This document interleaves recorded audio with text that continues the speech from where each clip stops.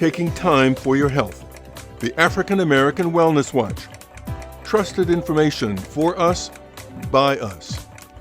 Dr. Mike LeNoir and other experts from around the country and around the world have the latest on how you and your family can get healthy and stay well. It's time for the African American Wellness Watch. Welcome to a special edition of the Wellness Watch. I'm your moderator, George Strait. We're going to spend the next few minutes talking about the hottest topic in medicine and drug therapy, the new drugs that were originally developed to treat diabetes, but because they can also help you lose weight, have become blockbuster sellers. What makes this discussion special is that we have with us Dr. Griffin Rodgers. Dr. Rodgers directs the National Institute of Diabetes and Digestive and Kidney Diseases. A mouthful.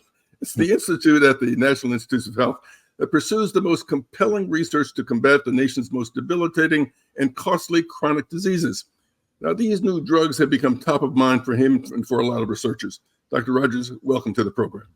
Thanks for having me.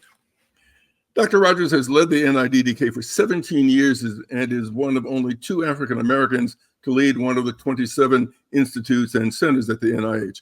Again, it's truly an honor for us to have you on our program, Dr. Rodgers. Of course, the pilot of this program and our whole effort is our executive director, Dr. Mike LeNoir. All right, well, thank you, Dr. Rodgers, for taking the time to join us today, because this is a pretty hot topic. About 1 out of every 3 people I know, if they can't get the drug, they're trying to get the drug. What's with these new drugs? They were originally designed to enhance people's ability to control diabetes, have become now all the rage. Absolutely. Now, how do these drugs work? Their medication work by activating a hormone receptor that's in the intestines.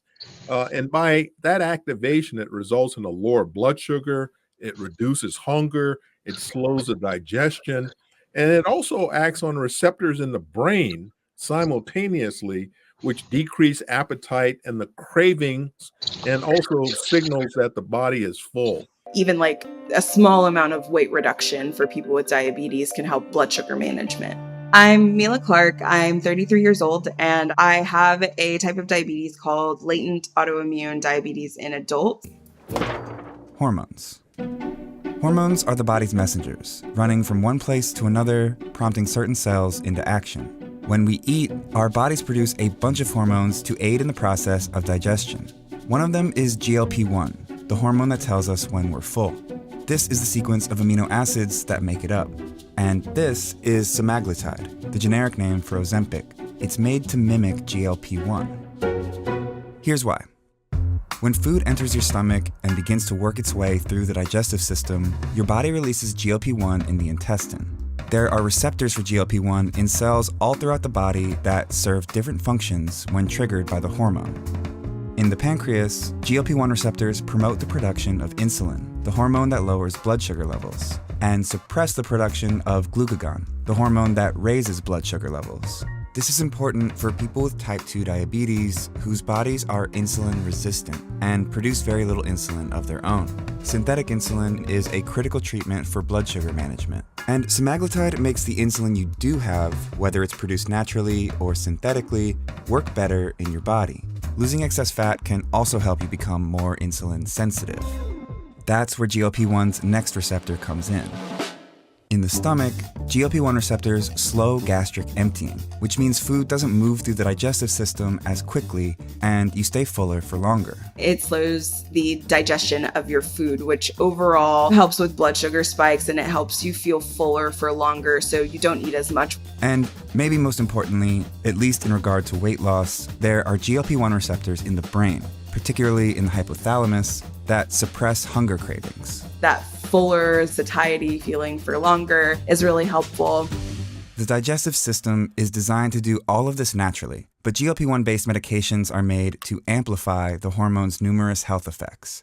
And it works. These newer classes of drugs are much more effective than previously approved medications, and people are able to lose 15% or more of their initial body weight. Well, you know, this certainly engages us in the discussion as to whether or not it's better to control obesity as it is opposed to diabetes. So these drugs, like I say, are are relatively focused on diabetes. But our problem with obesity, many in the medical community would argue, is much greater. And so that using these drugs for weight loss is probably not such a bad thing. But the most appropriate use for these drugs is what? Yeah. So, it's great that you mentioned that point, because even though the American Medical Association classified obesity as a disease more than a decade ago, there continues to be reluctance to use medications for conditions many people believe can be managed by diet and exercise alone. There's also a lot of stigma surrounding obesity, such as blaming the patients or the people for their weight, even though obesity is caused by several complex biological, environmental, and behavioral factors. Many people with obesity do well with diet and exercise alone, but often people with obesity can't lose enough weight or at least maintain that weight loss to improve their health. And so there needs to be a safe and effective therapies for obesity. Now, not everyone who has obesity should necessarily be taking these anti-obesity medications. You really have to work closely with your healthcare provider to understand your medical and family history and other conditions before prescribing it. So the risk and benefits, as we're always taught, has to be the guiding point of when to, develop a particular plan. But I also want to sort of leave and convey the message that you be wary of going online on advertisements and websites selling or marketing weight loss medicines. They may sell something that's compounded, which are not approved by the FDA. They may contain other ingredients than the brand name drugs. There's really no generic form at the moment of Ozempic or Wegovy or Mounjaro or Zepbound, and counterfeit anti-obesity medicines can really cause serious harm, and they've been sold over the internet. So, and also people injecting these drugs at the present moment, there's not an oral way to give these drugs. Injecting the drugs without proper training can also do serious harm. So this is something that people have to keep in mind.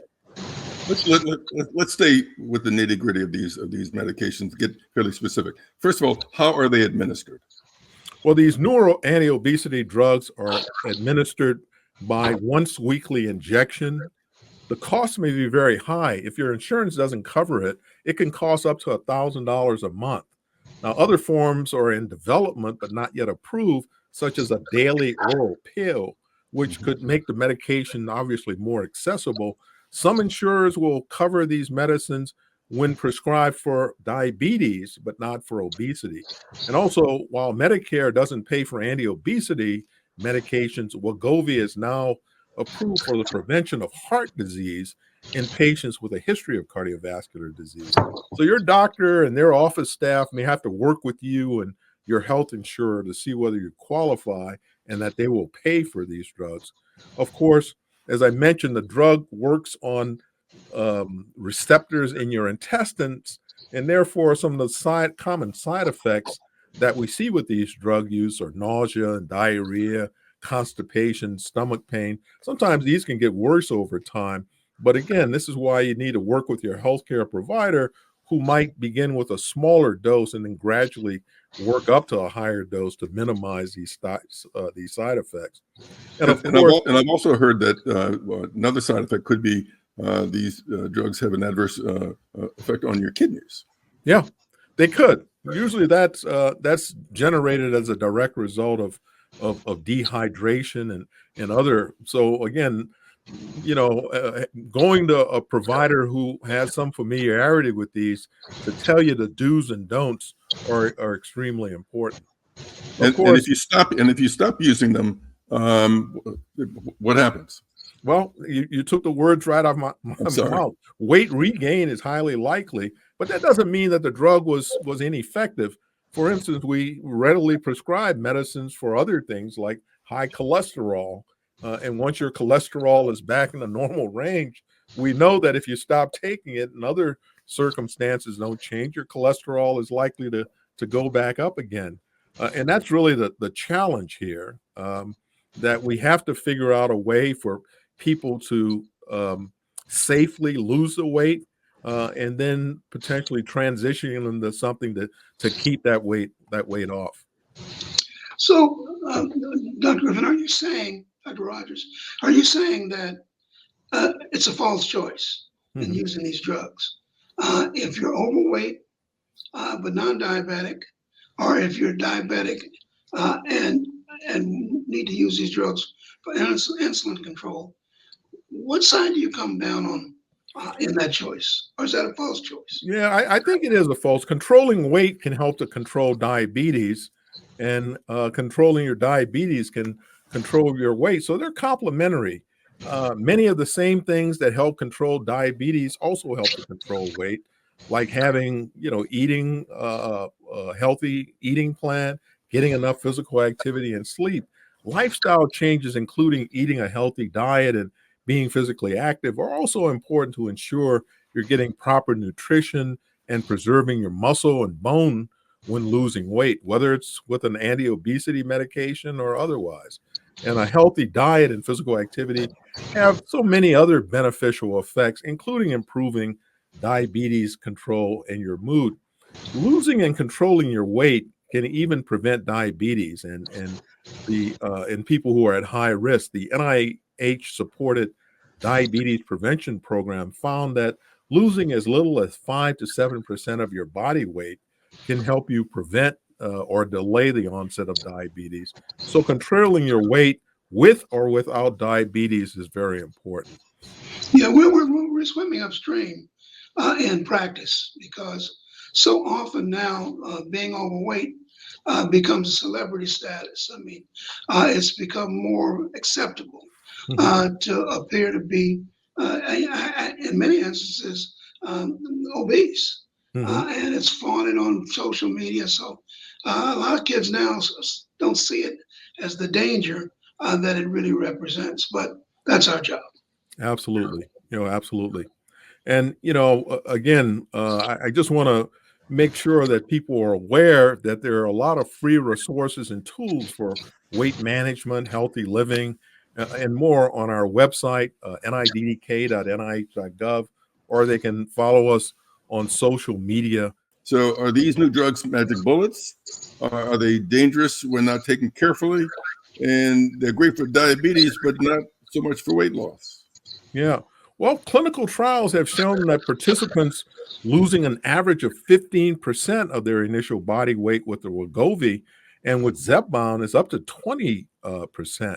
Up until 2022, these drugs were only available for adults, but now Wegovy has been FDA approved for kids or adolescents 12 and older, meeting certain criteria, the American Academy of Pediatrics, that I'm sure Dr. LeNoir can tell us about. They include medications as an adjunct for either intensive behavioral or lifestyle treatments of adolescents. Obesity in adolescence and childhood is really a major problem. It's not just a cosmetic problem. And we really do need to get ahead of these, because if they do develop complications like diabetes and heart disease and kidney disease, it's very difficult, at least with the existing medications that we have, to treat those in younger individuals. It's not as simple as take this injection and you won't be living with obesity anymore, or you will reverse your diabetes. But as a community, we get really excited to see innovations happen and tools that can make our lives a little easier and that can cause less diabetes burnout and helps you think about diabetes less. It's one of those things that I think all of us want to protect at all costs. Well, this has certainly been a very stimulating discussion. I think the challenge now, especially from the perspective of children, is that, my grandchildren, they order their own food. DoorDash, Grubhub. We don't know what they're eating and when. And so I think that's a real challenge for us to kind of combine a message that allows us to deal with these children, especially, and with adults, to appropriately use these drugs for what they are recommended for, and still to continue to encourage diet and exercise, although in many instances that's kind of a losing battle. Yeah. But we want to thank you, Dr. Griffin Rodgers, for taking time. It's always good to get a view from the top. I mean, to give access to the person who can give us an overview of the comprehensive matrix that you've given us. And thank you, George, for putting together such a program. And I want to thank those of you who've taken the time to look at the Wellness Watch. We're on a regular basis, and we'll leave some of that at the end of the program. But also, we end each program, and I get that little smirk from George, but I think it's the message that I live by. Health is your biggest asset, so protect it.